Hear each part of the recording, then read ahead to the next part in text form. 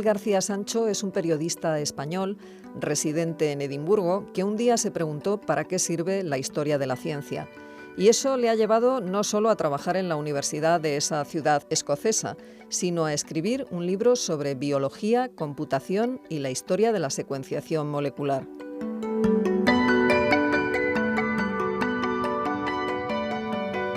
Y David Teira Serrano, que es profesor de filosofía en la UNED, donde dirige el Departamento de Lógica, Historia y Filosofía de la Ciencia, está siempre al tanto de todas las novedades que se produzcan en el terreno de la divulgación y la reflexión sobre la ciencia. Así que no desaprovechó la oportunidad de un viaje a España de Miguel para invitarle a venir a nuestro programa, El genoma humano a debate en Sin Distancias.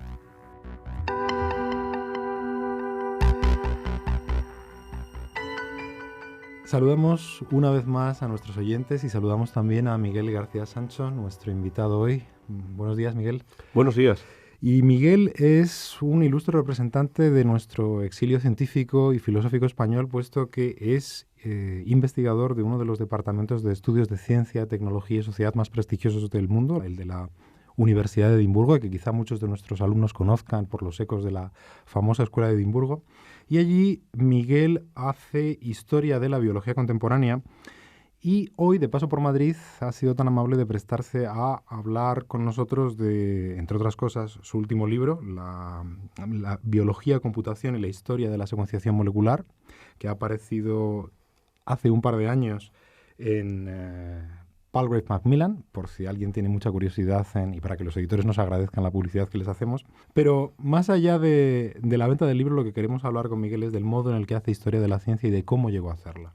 Porque lo inhabitual de su trayectoria es que un investigador en historia de la ciencia no suele proceder, como es su caso, del mundo del periodismo. Él es mucho mejor comunicador de la ciencia de lo que yo pueda aspirar a ser aquí. Así que quería empezar preguntándote, Miguel, pues eso, ¿cómo llega un comunicador de la ciencia a hacer historia de la propia ciencia? Bueno, pues sí, yo estudié periodismo aquí en Madrid, en la Universidad Complutense, y cuando acabé la carrera, esto fue en el 2001, pues yo creo que como todo recién licenciado en periodismo, empecé a pedir trabajo compulsivamente en cualquier tipo de medio de comunicación. Entonces tuve la suerte de conseguir una beca de periodismo científico que entonces concedía el CSIC y la agencia EFE, y me permitió trabajar 6 meses en la agencia EFE, en la sección de ciencia, y 6 meses en el gabinete de comunicación del CSIC. Entonces, esa era una época muy interesante dentro de la ciencia porque el proyecto Genoma Humano acababa de concluirse y se creía pues, que con la secuencia de ADN, de unidades químicas de nuestro material genético, pues podríamos llegar a tratar enfermedades hereditarias pues, bastante devastadoras. Y a mí la verdad es que me entusiasmó la ciencia. Yo siempre había sido una persona pues muy de letras, una persona pues que nunca había tenido mucha curiosidad por la ciencia, pero la verdad es que fue pues como entrar en algo nuevo. Cuando acabé esta beca de periodismo científico, pues tenía la opción o de seguir siendo periodista o de intentar profundizar más en un campo, en una especialidad del periodismo. Entonces yo decidí que quería aumentar mi bagaje científico y dedicarme al periodismo científico de manera más permanente. Entonces miré un poco estudios por todas partes y descubrí un máster en el Imperial College en Londres de Historia de la Ciencia. Conseguí una beca para irme ahí y a raíz del máster yo entré con la idea de estar ahí un año, aprender de ciencia y volver al periodismo, pero pues me acabó apasionando la investigación histórica de la ciencia y bueno, aquí estoy, han pasado ya más de 10 años y sigo investigando la historia de la ciencia. Porque cuando hablamos de historia de la ciencia, supongo que muchos de nuestros oyentes pues se les vendrán a la cabeza nombres pues como Galileo, los clásicos. Y sin embargo, la forma en la que tú haces historia de la ciencia es algo distinta en el sentido de que muchos de tus personajes están todavía vivos. Tú haces historia de la ciencia contemporánea, de la ciencia que está en algún sentido todavía abierta. ¿Cómo has llegado ahí o qué es lo distintivo de esta manera de hacer historia de la ciencia respecto a la que posiblemente la mayor parte de nuestros oyentes conozcan? Sí, yo creo que ha sido un cambio bastante importante dentro de lo que es la disciplina o la forma de investigar, de hacer historia de la ciencia. Y yo creo que es un cambio muy bueno porque yo creo que puede llevar pues incluso a nuestros oyentes o a cualquier persona a ver que no es una cosa tan esotérica, es decir, que la historia de la ciencia puede ser también comunicación y divulgación científica. Y en estos 10 años o más de 10 años me he convencido absolutamente de ello, o sea que investigando historia de la ciencia pues la podemos divulgar y la podemos hacer interesante para la gente. Comentabas de la Escuela de Edimburgo, es verdad que en los orígenes de la historia de la ciencia pues los investigadores solían irse a estudiar el siglo XVII, a estudiar episodios bastante alejados del presente, pero una cosa yo creo muy buena que hicieron en Edimburgo fue intentar investigar esos casos, pero no como una mera curiosidad histórica, sino ver qué es lo que esos casos nos podrían decir sobre cómo hacemos ciencia en la actualidad. Entonces yo, como te dije, cuando empecé en Historia de la Ciencia, acababa de secuenciarse el genoma humano. Había sido una de las informaciones pues, que yo había cubierto más como periodista y me había entusiasmado. Y entonces dije, pues ¿por qué no hacer un estudio histórico de esto? Y la verdad es que yo la primera vez, pues cuando se lo contaba a mis supervisores ahí en Londres, me decían, pero ¿estás seguro? Yo creo que esto va a ser historia, esto yo creo que es más sociología. De hecho, la primera beca doctoral que yo pedí, esto fue como en el 2003 o así, lo pedí a la institución del gobierno británico que financia la investigación histórica y me respondieron diciendo que eso no era historia y que no lo podían ni evaluar porque no era un proyecto histórico. Pero yo creo que si te lanzas y lo haces y empiezas a combinar técnicas que al fin y al cabo son periodísticas, como entrevistar a un científico, te das cuenta que esa es una manera también de contar la historia y que si lo enlazas con otras técnicas más propias de la investigación histórica, como son investigar archivos, pero un archivo no es un cajón lleno de polvo, o sea, pueden ser los propios emails del científico, los cuadernos de laboratorio, las cosas que no publican, pues puedes contar una cosa que es interesante, que es amena, que es atractiva, que es apasionante, pero que también va más allá de lo que ofrecen los periódicos. Y desde este punto de vista, ¿qué nos dirías de uno de los personajes centrales de tu libro, el recientemente fallecido Fred Sanger? ¿Por qué habría que recordar a Fred Sanger desde una perspectiva como la tuya?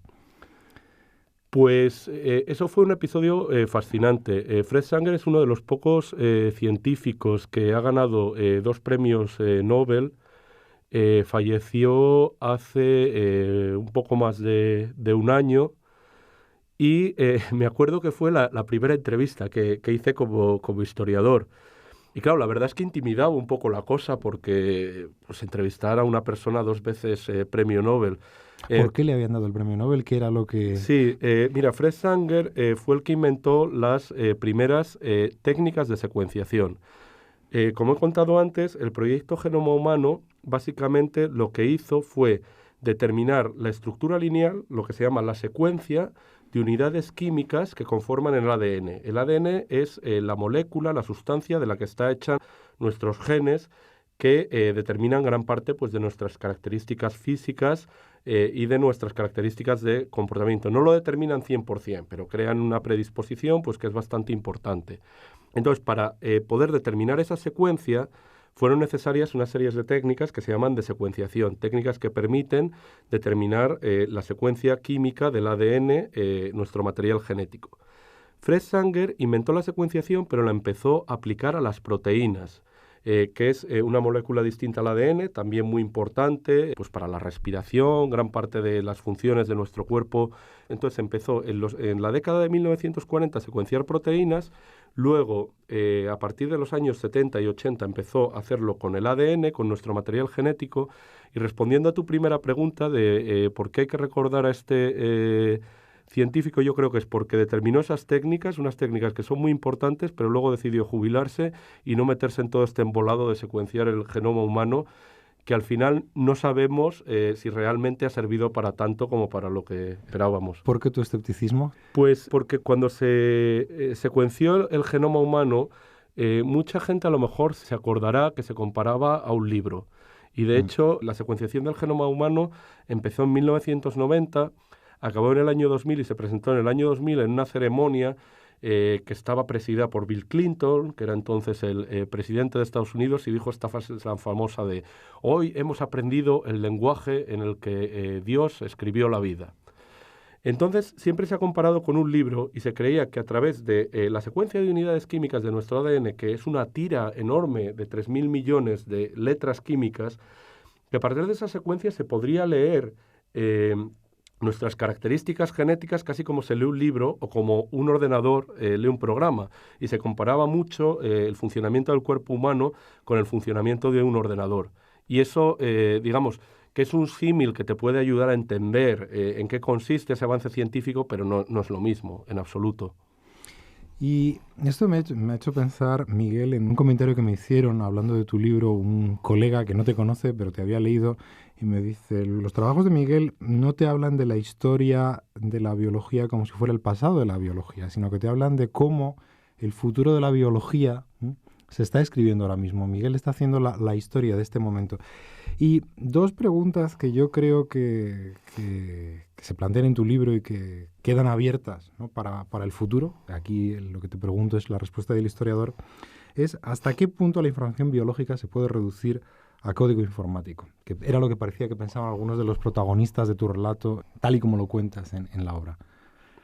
Sí, de hecho, una de las cosas que trata el libro es cómo aparecieron los primeros programas informáticos que ayudaban a determinar y a guardar, ¿no?, las secuencias de ADN. Era una cantidad de información muy grande, como hemos dicho, de 3.000 millones de unidades químicas. Entonces es muy curioso que estos programas los desarrollaron primero informáticos que no conocían mucho sobre biología. O sea, eran informáticos que se habían dedicado a hacer bases de datos para otras cosas. Por ejemplo, uno de ellos se dedicaba a hacer una base de datos del gobierno británico sobre información doméstica de familias. No tenían conocimiento de biología. O sea, era pues como si cualquiera de nuestros oyentes le gusta la informática y dice, bueno, pues voy a hacer cosas de información biológica, pero sin saber muy bien lo que eran. Entonces, los primeros programas que se crearon para procesar secuencias genéticas, secuencias de ADN, se basaban en los procesadores de texto y eran porque creían que el texto biológico funcionaba como un texto escrito o como un programa de ordenador. Y los genes no funcionan así porque la lectura del material genético no es para nada una lectura lineal. Por ejemplo, una función biológica muy básica, como puede ser respirar. En ella pueden estar involucrados pues, muchos genes y dentro de la tira de 3.000 millones de unidades químicas, cada gen es un trocito de esa tira. Pero puede haber uno que está al principio de la tira, otro a la mitad, otro al final. Hay genes que están partidos, es decir, que son las primeras 10 unidades de la tira, luego de la 101 a la 137, etcétera. Entonces, no es una lectura lineal y existen otras moléculas, por ejemplo, las proteínas, un tipo de proteína que se llaman enzimas, que ayudan a realizar esa transición entre un trocito y otro y permiten que todos esos pequeños trocitos se coordinen pues, para hacer todas nuestras funciones biológicas. Entonces, para leer eso hace falta mucho más que determinar la secuencia. Eso puede ser un primer paso, pero no lo es todo. ¿Y qué es lo que aprende el historiador del análisis de un proceso semejante? O sea, ¿qué aprende el historiador del cambio en la expectativa de una comunidad científica que se produce en un periodo tan corto? Porque estamos hablando de algo que sucede a lo largo de los últimos 15 años. ¿Se puede hacer historia de un periodo tan corto y tan reciente? O sea, ¿qué aporta tu perspectiva al análisis de esta transformación? Bueno, yo creo que son dos preguntas en una. ¿Se puede hacer una historia de un periodo tan corto y tan reciente? Yo creo que definitivamente sí, porque realmente para mí es el mismo tipo de hacer historia que haría un historiador que estudia, por ejemplo, el siglo XVII. O sea, a mí no me parece tan diferente porque realmente la historia, todo es historia. Esto que estamos haciendo ahora es historia. Va a ser historia pues en cuanto se emita, porque ya es el pasado, no es el presente.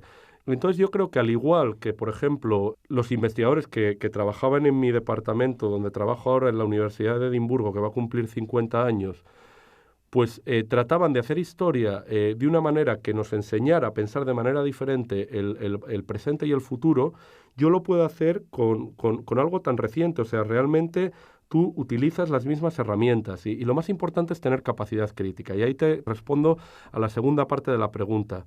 ¿Qué nos puede aportar?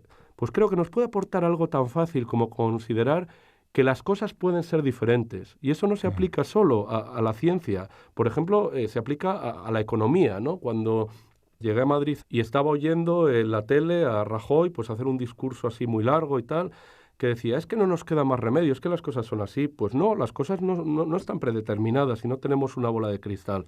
Entonces, yo creo que mi libro a lo mejor lo que nos enseña es que otra genómica es posible, como otro mundo es posible, y que la genómica se haya hecho, o el proyecto Genoma Humano se haya hecho de esta manera, con estas expectativas, creyendo que a partir de la secuencia de ADN se podía curar el cáncer, no nos condena a que la biomedicina se tenga que hacer así, y a lo mejor en un futuro pues se puede hacer de otra manera. Y es muy importante investigar a fondo ese proceso para que podamos cambiarlo. Muy bien, muy bien, muy bien.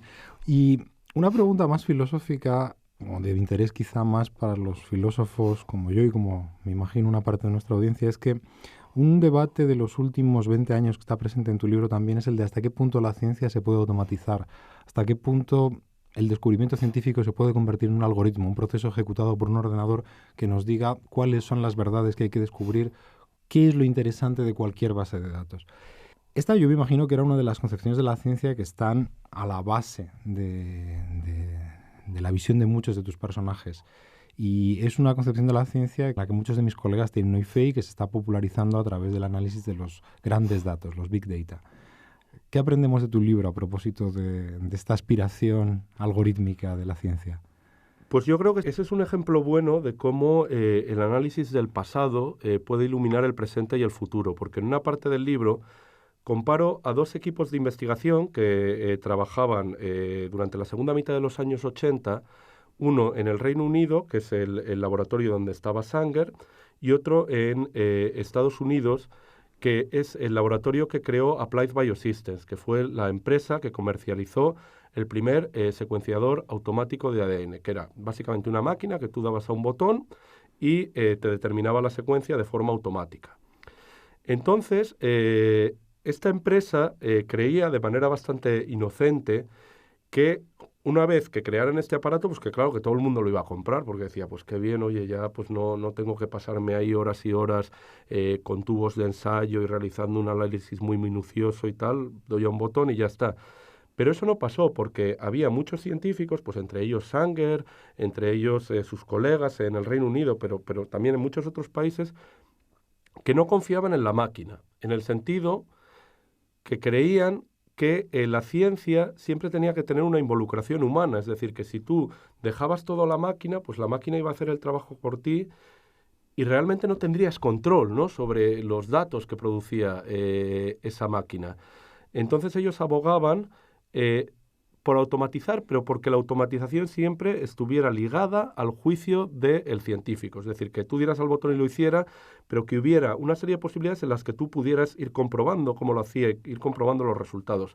Y también era una lucha un poco de poder, porque claro, esto es como las impresoras y los cartuchos de tinta. O sea, si tú comercializas un aparato científico como estándar, pues luego todos los recambios de ese aparato los va a vender la misma empresa. Y además, los programas informáticos que luego interpretan esa secuencia son los programas informáticos creados por la empresa. Y hay un episodio muy divertido, yo creo, en el libro, y a lo mejor es la única batallita que te voy a contar del libro, en la que un científico de los que creía que esto debía estar ligado al juicio humano, pirateó el aparato para poder interpretar los datos con su propio programa informático y no el que le daba la empresa. Hacker. Un hacker, sí, un hacker. Y este científico en sus memorias, en su autobiografía, lo dice, I hack the sequencer. O sea, yo me convertí en hacker por eso. Entonces, básicamente al final, la aproximación que se impuso fue el que se tenía que hacer a través de aparatos. ¿Por qué? Porque si tú, claro, quieres determinar una secuencia, una secuencia de unidades químicas tan larga como 3.000 millones de unidades químicas, pues realmente lo tienes que hacer con un aparato, no te queda otra. ¿Pero qué ha pasado? Bueno, pues que al final dieron al botón, hizo eso, dijeron, bueno, pues las preguntas científicas las hacemos después, o sea, vamos a obtener la secuencia y luego ya pensamos lo que hacemos con ella. ¿Y qué ha pasado? Pues que ahora nos encontramos con una secuencia que no sabemos qué hacer con ella. Y yo creo que eso ilumina bastante el tema que estabas comentando tú del Big Data. O sea, ahora decimos, bueno, ahora tenemos las posibilidades técnicas de recopilar un montón de información, de almacenarla, de indexarla de 1000 maneras. Pero luego, ¿quién accede a esa información? ¿Quién la lee? ¿Cómo se utiliza? Entonces, si quitamos el control humano a eso, al final nos vamos a encontrar con una situación en la que todo lo que hacemos está condicionado a los aparatos y al final los aparatos acaban mandándonos a nosotros en vez de nosotros a los aparatos. Y eso pasa ahora con los teléfonos móviles también, o con estos procesadores de texto que te corrigen la ortografía, pero que a lo mejor no entiendes lo que quieres hacer. ¿Queremos eso? Yo no. Debemos decir, para que nuestra audiencia lo sepa, que ni el presentador de este espacio ni su invitado tienen teléfonos inteligentes. Esto, cuanto más tonto, mejor. Esto dice mucho, quizá, de quiénes seamos. Pero quería hacerte una pregunta totalmente fuera de programa, porque últimamente me ha tocado dialogar con algunos historiadores de la ciencia reciente que están defendiendo que este ideal de reducir nuestra inteligencia a algoritmos es un ideal de la Guerra Fría. Es decir, Lorraine Daston, que es una historiadora de la ciencia de las más influyentes hoy en el mundo, está promoviendo un programa de investigación en el que lo que hace ver es cómo las ciencias sociales, diríamos, van a partir de los años 50 adhiriéndose al ideal de que la inteligencia es simplemente un tipo de ordenador. Y ella sostiene que esto sucede porque en la Guerra Fría, diríamos, se crea una enorme presión, una presión ideológica, para convertir la racionalidad en esto. Es decir, la racionalidad, tal y como se entiende en la administración pública a partir de los años 50, son procesos automatizados que pueden llevarse a cabo sin contaminación ideológica, intelectual. Y ella sostiene que es el momento de hacer historia de esta concepción de la racionalidad, puesto que se ha acabado. Es decir, porque la Guerra Fría terminó y esta concepción de la racionalidad como un algoritmo computacional ha llegado a su fin y nos toca inventar otra. ¿Hay algún eco de todas estas disputas sobre la racionalidad y los algoritmos en la parte de la historia, no de las ciencias sociales, sino de la biología que a ti te ha tocado analizar? Sí, bueno, yo a Lorraine Daston, vamos, yo no la conozco personalmente, pero yo pues la respeto mucho y gran parte de las cosas que ha escrito pues me han inspirado mucho. También me ha inspirado mucho Lily Kay, que fue el primer libro que me lo leí cuando acabé el máster y fue el que me abrió los ojos a este tema. Es un libro que se llama Who Wrote the Book of Life, quien escribió el libro de la vida, y habla un poco de lo mismo. Pero yo con Lorraine Daston estoy de acuerdo con lo que dice de la Guerra Fría, pero no estoy tan de acuerdo en que entender la racionalidad como acumulación e interpretación de información se haya acabado. Yo creo que se ha transformado y se ha transformado con la transformación que ha experimentado el entorno sociopolítico.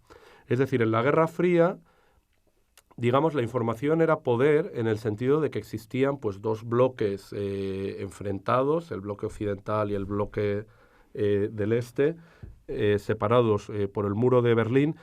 Y entonces digamos que cada uno intentaba recopilar información, esa información estaba guardada bajo 7 llaves para imponerse al otro.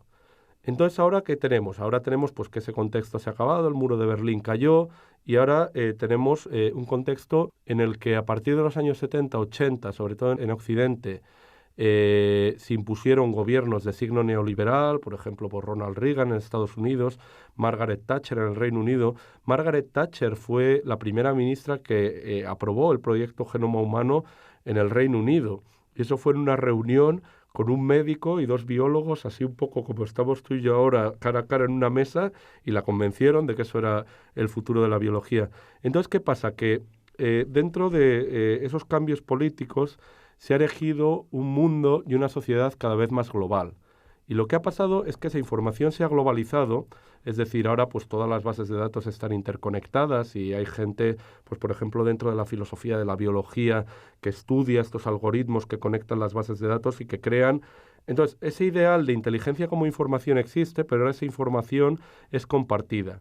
Y esa información se comercializa, o sea, se ha vuelto en un producto, en una mercancía, y se comercializa no solo en el sentido de que hay empresas que a lo mejor venden esa información, sino que las agencias que financian la investigación biomédica o la investigación más en general están invirtiendo millones en aumentar esa información, almacenarla, compartirla, globalizarla y obtener beneficios. Sí, pero ¿y cómo la van a explotar? Yo creo que todavía no...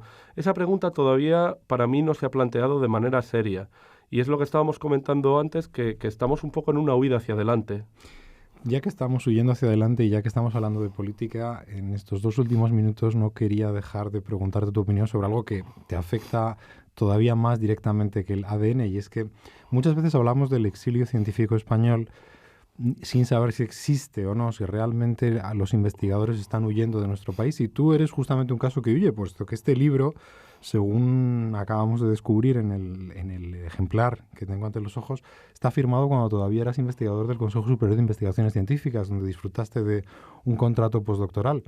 Pero en lugar de encontrar un lugar al sol de España, te has ido a las brumas de Escocia, donde las oportunidades para investigadores como tú son infinitamente mejores. En este minuto y medio que nos queda, diríamos, ¿qué crees que debiera saber el oyente sobre tu experiencia y la de los investigadores que como tú abandonan el país en busca de un futuro mejor?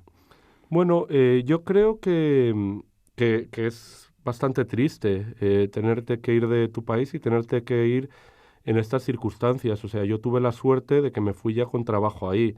Edimburgo ahora mismo está lleno de españoles pues que no tienen trabajo, no tienen un trabajo a la altura de su formación, pero yo me fui triste por cómo quedaba la situación de la investigación aquí.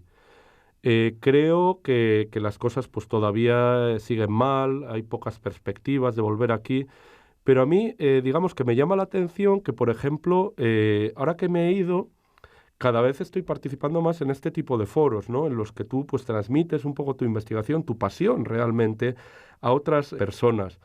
Entonces yo creo que a lo mejor mientras estamos investigando aquí, los investigadores que están aquí, más que ver qué maravillosos somos y que nos tienen que dar una oportunidad, lo que tenemos que hacer a lo mejor es romper esa barrera y demostrar a la gente para lo que vale nuestra investigación.